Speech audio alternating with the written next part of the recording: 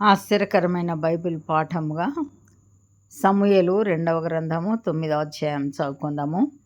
యోనాతానును బట్టి నేను ఉపకారం చూపుటకు సౌలు కుటుంబంలో ఎవడైనా కలడా అని దావీదు అడిగాను. సౌలు కుటుంబమునకు సేవకుడగు సీబాయను ఒకడుండగా వారు అతనిని దావీదు నొద్దకు పిలువనంపిరి. రాజు, సీబావు నీవే గదా అని అడగగా అతడు, నీ దాసుడనైన నేనే సీబాను అనెను. రాజు, యెహోవా నాకు దయచూపినట్లుగా నేను ఉపకారం చేయుటకు సౌలు కుటుంబములో ఎవడైననొకడు శేషించి ఉన్నాడా అని అతనిని అడగగా సీబా, యోనాతానుకు కుంటి కాళ్ళు గల కుమారుడొకడున్నాడని రాజుతో మనవి చేశాను.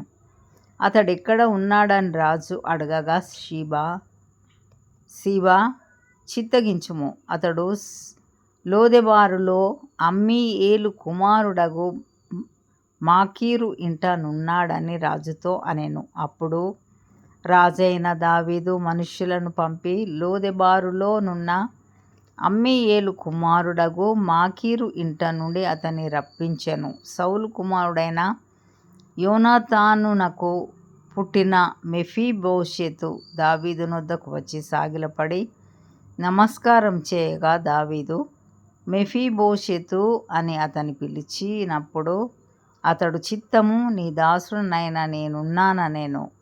అందుకు దావీదు, నీవు భయపడవద్దు, నీ తండ్రి అయిన యోనాతాను నిమిత్తము నిజముగా నేను నీకు ఉపకారము చూపి నీ పితరుడైన సౌలు భూమి అంతయు నీకు మరలా ఇప్పింతును.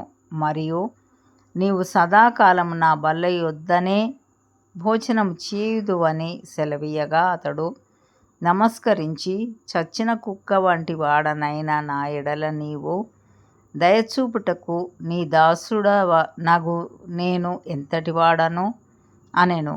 అప్పుడు రాజు సౌలు సేవకుడైన సీబాను పిలువనంపి, సౌలునకును అతని కుటుంబమునకును కలిగిన సొత్తంతటిని నీ యజమానుని కుమారునికి నేనిప్పించియున్నాను. కాబట్టి నీవును నీ కుమారులను నీ దాసులను అతని కొరకు ఆ భూమిని సాగుబడి చేసి నీ యజమానుని కుమారునికి భోజనమునకై ఆహారం కలుగునట్లు నీవు దాని పంట తేవలెను.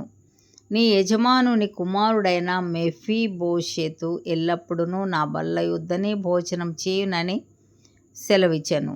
ఈ సీబాకు 15 మంది కుమారులను 20 మంది దాసులను ఉండిరి. నా ఏలినవాడగు రాజు తన దాసునికిచ్చిన యాజ్ఞ అంతటి చొప్పున నీ దాసుడనైన నేను చేసేదనని సీబా రాజుతో చెప్పెను.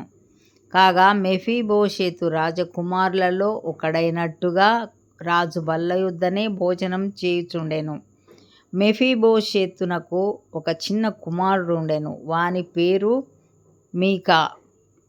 మరియు సీబా ఇంటిలో కాపురమున్న వారందరూ మెఫీబోషెతునకు దాసులుగా ఉండిరి.